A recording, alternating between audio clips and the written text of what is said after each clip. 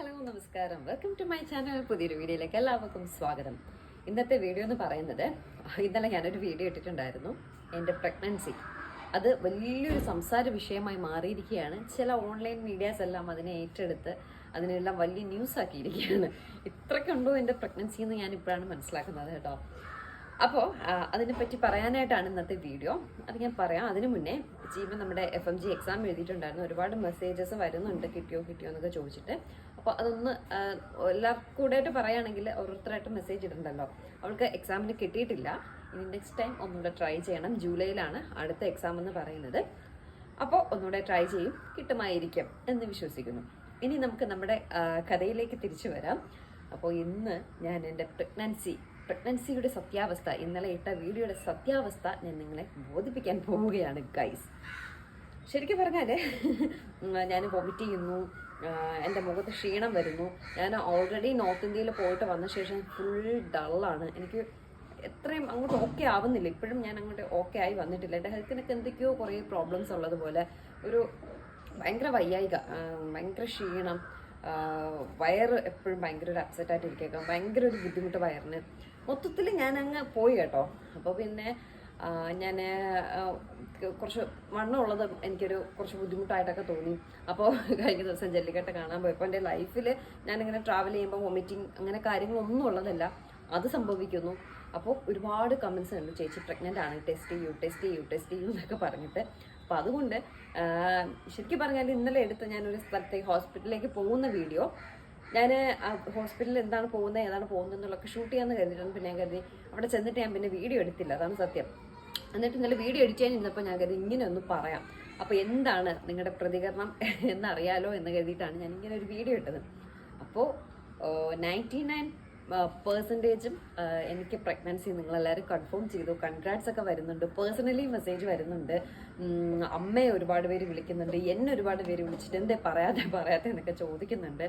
Actually അതൊരു ഞാൻ 2 week കഴിഞ്ഞിട്ടാണ് എന്താണ് സംഭവം എന്നുള്ളത് പറയാമെന്ന് കരുതിയത്. പക്ഷെ ഇങ്ങനെ എല്ലാവരും ഇത്രയേറെ അതിനെ ആഘോഷിക്കുന്നത് കണ്ടപ്പോൾ ഞാൻ കരുതി ഇപ്പോൾ തന്നെ അത് പറയാം.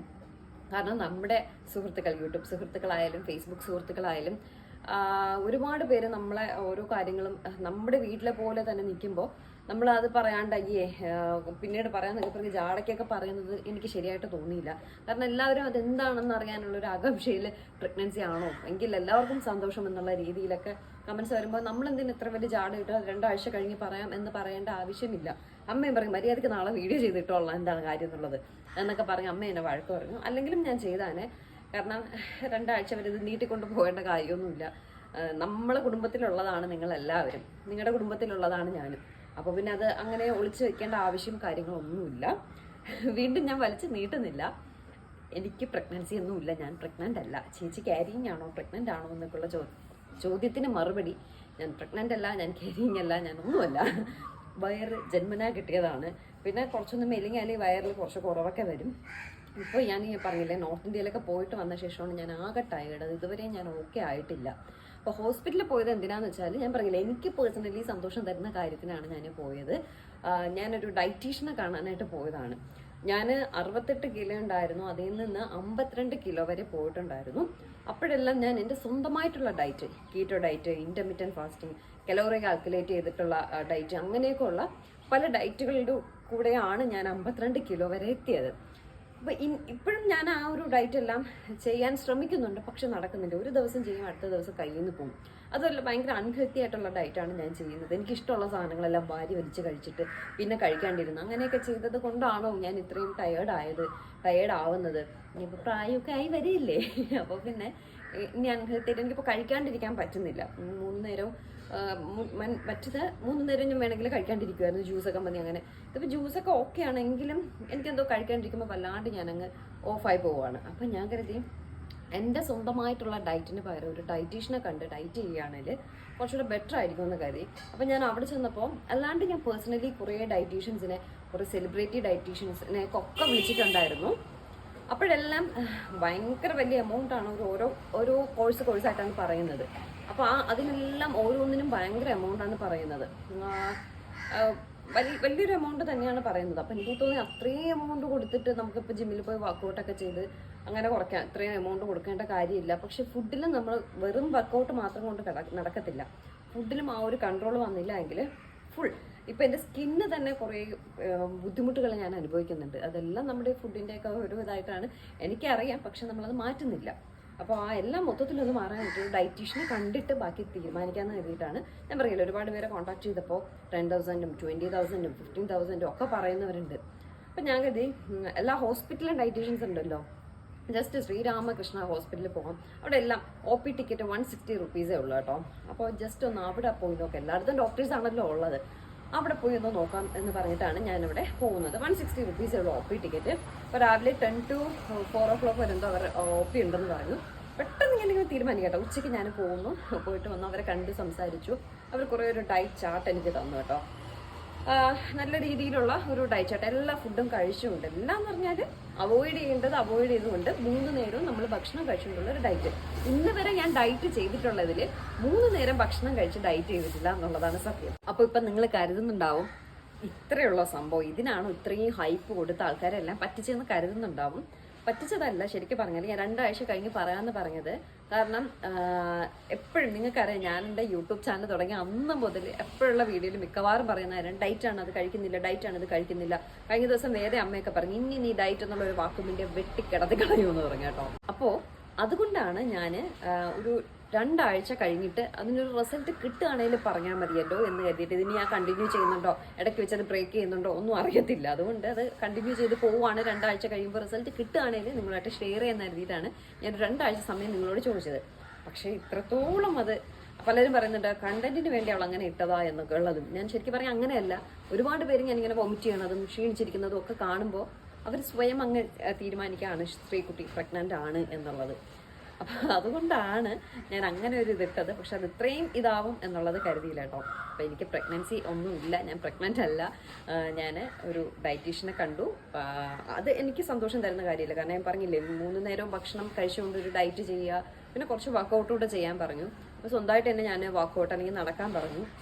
അങ്ങനെ എന്തെങ്കിലും ചെയ്തുകൊണ്ട് ഒന്ന് മെലിയാൻ പറ്റുവാണെങ്കിൽ നല്ലൊരു കാര്യം, എനിക്ക് സന്തോഷം തരും. കാരണം മൊത്തത്തിൽ ബോഡിക്കൊരു മാറ്റം വരും എന്നുള്ളൊരു സന്തോഷത്തിലാണ് എനിക്ക് സന്തോഷം തരുന്ന കാര്യം എന്ന് പറഞ്ഞത്. പക്ഷെ അത് വേറൊരു രീതിയിലേക്ക് പോകുമെന്ന് ഞാൻ കരുതിയില്ല.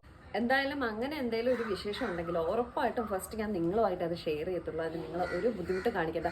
പിന്നെ കുറേ കമൻസ് ഉണ്ടായിരുന്നു ചീമയ്ക്ക് വിശേഷം ഉണ്ടാവും എന്നൊക്കെ പറഞ്ഞിട്ട്. ചീമയ്ക്ക് എന്തായാലും തൽക്കാലം അവളെ എക്സാം ഒക്കെ കഴിഞ്ഞ് ഒന്ന് ഇതായിട്ടൊക്കെ ഉണ്ടാവുള്ളൂ എന്നാണ് എനിക്ക് തോന്നുന്നത്. അവരുടെ ഓരോരുത്തരുടെ പേഴ്സണലായിട്ടുള്ള കാര്യങ്ങളാണ്.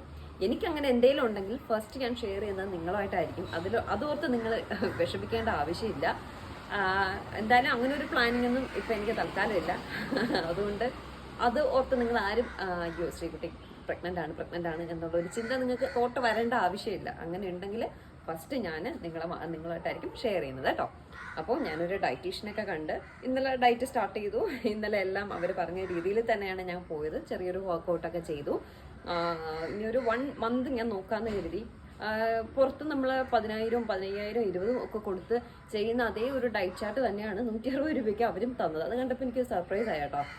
സെയിം ആണല്ലോ എന്നുള്ളൊരു ഫീൽ എനിക്ക് വന്നു. എല്ലാം കഴിച്ചുകൊണ്ട് കുറേ കാര്യങ്ങൾ നമ്മൾ ഫുഡിലേക്ക് ആഡ് ചെയ്യേണ്ടതായ കുറേ ആഡ് ചെയ്യുക, അവോയ്ഡ് ചെയ്യുക, അങ്ങനെയൊക്കെയുള്ള കുറേ കാര്യങ്ങൾ പറഞ്ഞുകൊണ്ട് നല്ലൊരു ഡയറ്റ് പ്ലാൻ. അപ്പോൾ എന്തായാലും വേറെ വിശേഷമോ കാര്യങ്ങളോ ഒന്നുമില്ല. ഇതാണ് സംഭവം, ഇത്രയേ ഉള്ളൂ സംഭവം. അപ്പോൾ ഞാൻ അങ്ങനെ ഒരു പറ്റിക്കൽ നിങ്ങളെ പറ്റിച്ചിട്ടുണ്ടെങ്കിൽ ക്ഷമിക്കുക, സോറി, വെരി സോറി. നിങ്ങളത് തെറ്റിദ്ധരിക്കപ്പെട്ടിട്ടുണ്ടെങ്കിൽ വെരി സോറി. ഞാനിങ്ങനെ വോമിറ്റ് ചെയ്യുന്നതൊക്കെ കണ്ട് ഒരുപാട് കമൻസ് കണ്ടതുകൊണ്ടാണ് എനിക്ക് പിന്നെ ഇങ്ങനെ ഒരു തംബ്നെയിൽ കൊടുക്കാം. അതിൽ ഞാൻ പറയുന്നുണ്ടല്ലോ 2 weeks കഴിഞ്ഞ് പറയാം ആണോ എന്നൊക്കെ ചോദിക്കുന്നുണ്ടല്ലോ. അപ്പം നിങ്ങൾക്ക് മനസ്സിലാക്കാം അങ്ങനെയല്ല. ഒരുപാട് പേര് കമൻറ്റ് ചെയ്താൽ പ്രഗ്നൻസി അല്ല വേറെന്തോ ആണ് എന്നൊക്കെ പറഞ്ഞ് ഒരുപാട് പേര് കമൻറ്റ് ചെയ്തിട്ടുണ്ടായിരുന്നു. എന്തായാലും പ്രഗ്നൻസി അല്ല കേട്ടോ. അപ്പോൾ ഇതൊന്ന് ക്ലിയർ ചെയ്യാനാണ് ഞാനിപ്പോൾ ഇങ്ങനെ ഒരു വീഡിയോ ചെയ്തത്. അല്ലെങ്കിൽ നമ്മൾ ഡെയിലി വീഡിയോസ് അല്ലേ ചെയ്യുന്നത്. അതുകൊണ്ടാണ് വയറൊക്കെ എനിക്ക് ജന്മന ഉള്ളതാണ്. ഇതൊക്കെ ഒന്ന് കുറയ്ക്കണം. എനിക്ക് ബോഡി ഫുള്ള് കുറഞ്ഞാൽ ഈ വയറ് കുറയത്തില്ല. അപ്പോൾ ഷുഗറൊക്കെ കട്ട് ചെയ്തത് കൊണ്ട് കുറച്ച് വർക്കൗട്ടൊക്കെ ചെയ്യുന്നത് കൊണ്ടും വയറ് കുറയാൻ ചാൻസ് ഉണ്ട്. എങ്കിൽ നിങ്ങൾ ഇനി അത് പറയത്തില്ലല്ലോ. അതുകൊണ്ട് മൊത്തത്തിലൊന്ന് റെഡിയായി വരാം എന്ന് ഒരു തീരുമാനത്തിലെത്തിയിരിക്കുകയാണ്. അത്രയേ ഉള്ളൂ കാര്യം. അപ്പോൾ പുതിയൊരു വീട്ടിലെ വിശേഷവും കാര്യങ്ങളൊക്കെ ആയിട്ട് നല്ലൊരു വീഡിയോ ആയിട്ട് കാണാം. അതുവരേക്കും ടാറ്റാ ബൈ.